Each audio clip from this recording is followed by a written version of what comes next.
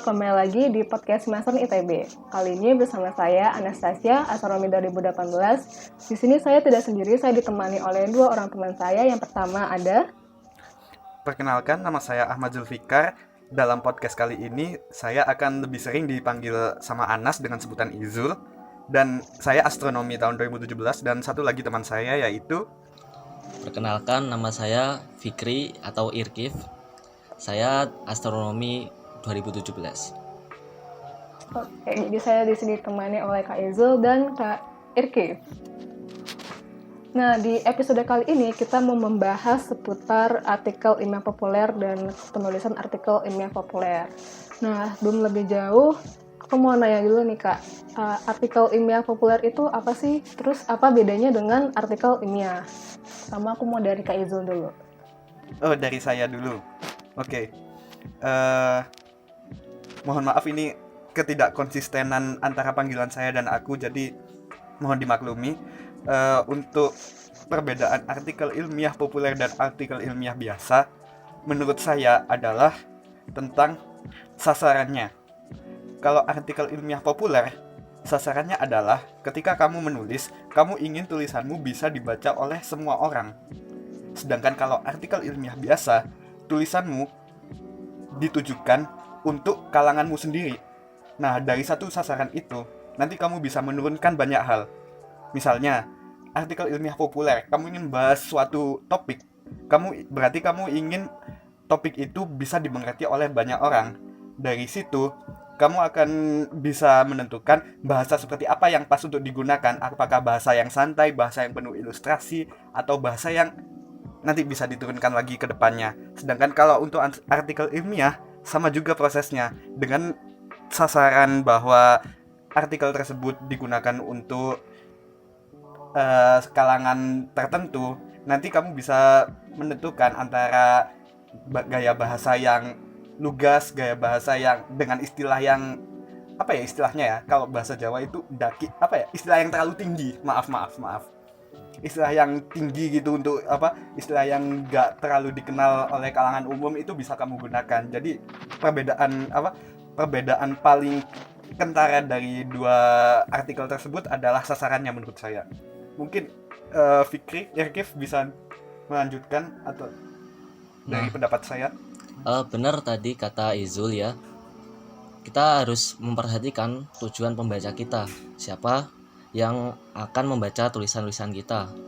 Nah, untuk itu kita perlu juga memperhatikan level kognisi dari mereka. Misalnya kalau kita sebagai mahasiswa berarti kan perlu misalnya untuk menjelaskan tentang gravitasi. Jadi kita bisa menjelaskan sampai dengan relativitas umum, konsep relativitas umum. Tetapi untuk kepada masyarakat kita jangan sampai itu dulu. Kita menggunakan konsep fisika klasik ya, klasikal mekanik, sehingga mungkin akan lebih dipahami oleh masyarakat. Nah, untuk itu benar tadi yang dikatakan oleh Izul ya, bahasa, sehingga kita bisa menyesuaikan bahasa dari artikel kita gitu. Kalau artikel ilmiah tentu saja harus jelas gitu ya, jelas, terus runut, logis, dan sesuai POEB, atau kalau dalam bahasa Inggris ya sesuai dengan aturan tata kata bahasa Inggris. Tapi untuk artikel populer kita bisa lebih fleksibel lah, seperti itu. Untuk strukturnya mungkin juga hampir-hampir sama, yaitu pendahuluan, isi, lalu penutup. Ya sama lah ya. Ada latar belakang, kemudian apa sih temuan dari artikel yang akan diajukan itu. Nah, kemudian kesimpulan dan seterusnya. Seperti itu sih kalau menurut saya. Oke.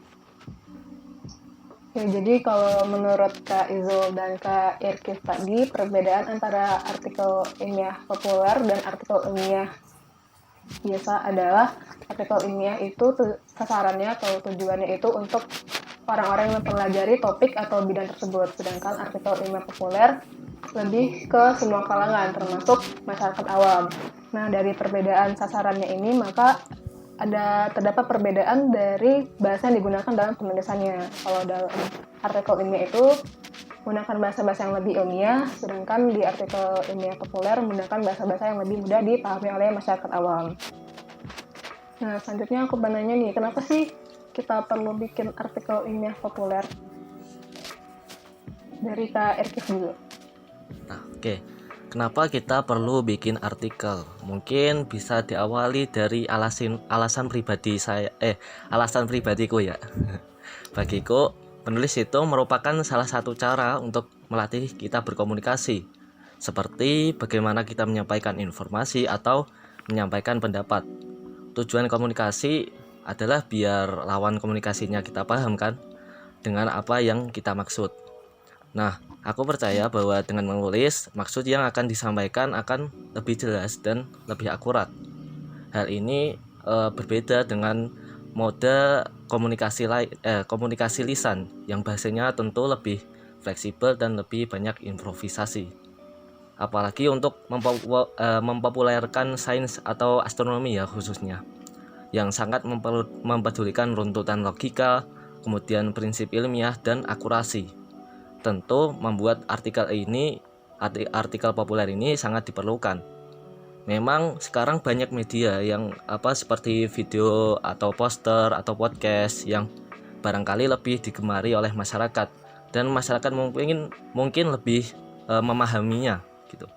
Namun kita tahu bahwa media-media tersebut kurang bisa menggantikan peran artikel sebagai media komunikasi yang lebih jelas dan akurat.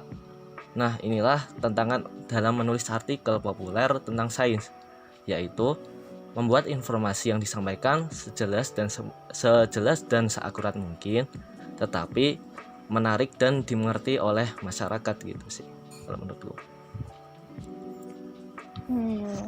Kalau dari Kak Izul gimana? Nah, kalau dari aku mungkin mohon maaf sebelumnya buat Fikri, cuman kalau dari aku tadi kan pertanyaannya kenapa kita perlu bikin artikel. Mungkin di sini aku ingin memodif sedikit pertanyaannya, jadi kenapa kita ingin bikin artikel. Nah, untuk alasanku sendiri jauh lebih realistis daripada Fikri. Alasanku yaitu salah satu cara yang paling cepat buat menambah uang saku adalah dengan menulis. Mohon maaf sebelumnya, dikecilin dulu ini. Ya, dari bagaimana bisa penulisan artikel ini bisa menambah uang saku? Ya lihat saja banyak dari media-media kita sekarang sudah jauh lebih peduli terhadap sains. Contohnya ada Warstek, Warung Sains Teknologi. Terus ada lagi Tirto juga sering memuat tulisan sains. Ada lagi Mojo juga. Ya, saya beberapa kali menulis di sana dan alhamdulillah keterima. Jadi tulisan sains juga ternyata diterima di sana.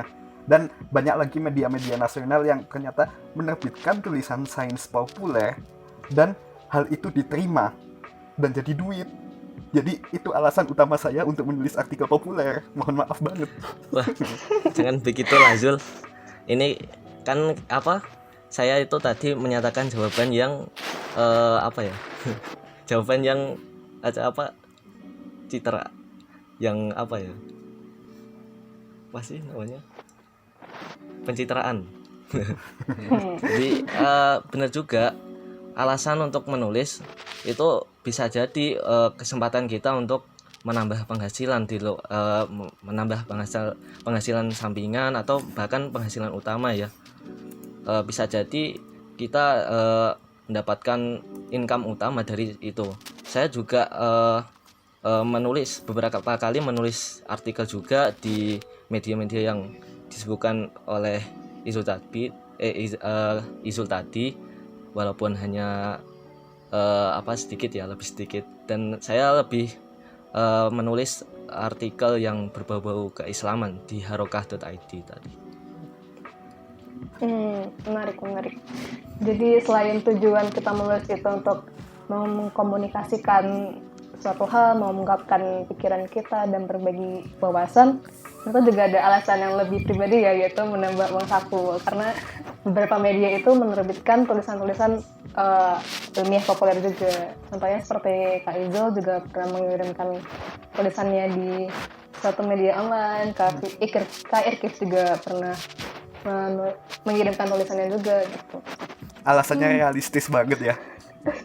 Ya, benar Ya, itu. apalagi kita mahasiswa, anak kos, tentu saja butuh cuan. Nah, tepat sekali Anas. Saya suka pemikiran seperti ini. Itu adalah skill yang harus dipunyai oleh mahasiswa di abad 21. Keren sekali, tepat sekali.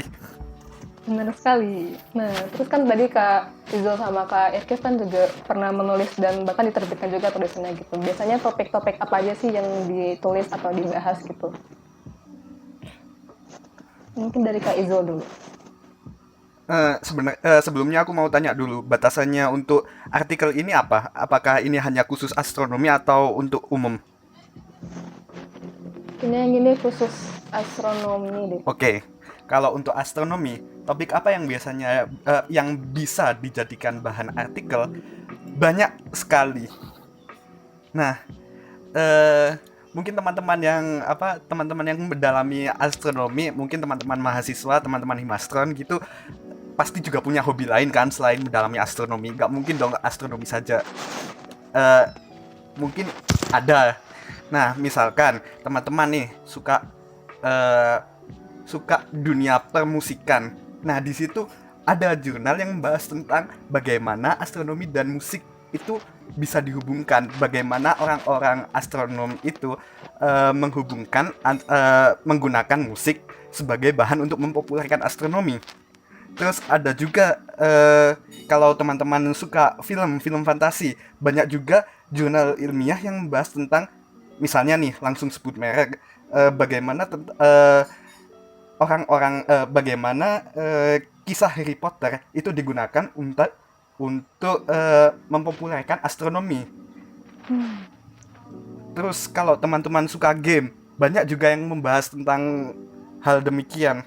Tinggal dicari saja. Pokoknya intinya mau mencari apa yang bisa dihubungkan dengan astronomi, itu pasti ada. Itu kalau menurut saya. Kalau menurut Fikri gimana, Fik? Nah, kalau menurutku sih ya sama kayak kamu ya tadi ya. Semuanya gitu. Hampir semua topik dalam astronomi juga bisa ditulis. Kalau menurutku yang terpenting itu kita menulis apa yang kita sukai gitu. Jadi misalnya tadi kalau suka musik ya apa yang berhubungan dengan musik gitu. Yang suka game ya berhubungan dengan game. Soalnya dengan menulis apa yang kita tulis itu kita tuh udah nggak mikir lagi gitu, nggak perlu mikir lagi apakah ini nanti bakal dibaca banyak orang nggak ya, bakal ini tuh orang-orang lain udah pada nulis, wah tulisanku bahas ini. Kita nggak perlu mikir itu karena kita menulis apa yang kita sukai gitu ya. Dan yang terpenting juga itu karena kita tuh menulis agar tulisan kita itu dibaca, maka kita juga perlu memikirkan tujuan tulisan kita diterbitkan. Jadi misalnya kalau mau diterbitkan di tadi ya penerbit gitu ya, kita perlu tahu gitu syarat dan ketentuannya, terus tema-tema yang dimaui penerbit, misalnya yang menarik dan membuat viral gitu ya, yang dicari-cari oleh penerbit, terutama yang berbasis online gitu. Dan juga bagaimana agar sesuai SEO atau Search Engine Optimization yang hal ini tuh penting juga gitu, agar kita perhatikan untuk menulis artikel-artikel populer, bukan hanya artikel ilmiah populer tapi hampir semuanya, bahkan berita-berita gitu. Dan juga tentu saja tulisannya yang mudah dipahami oleh para pembaca gitu ya. Jadi mungkin kita bisa menulis semua topik gitu dengan beberapa constraint ya tadi ya yang dimaui oleh penerbit kita gitu. Menurutku gitu sih. Aku mau nambahin, bolehkah? Boleh. Enggak.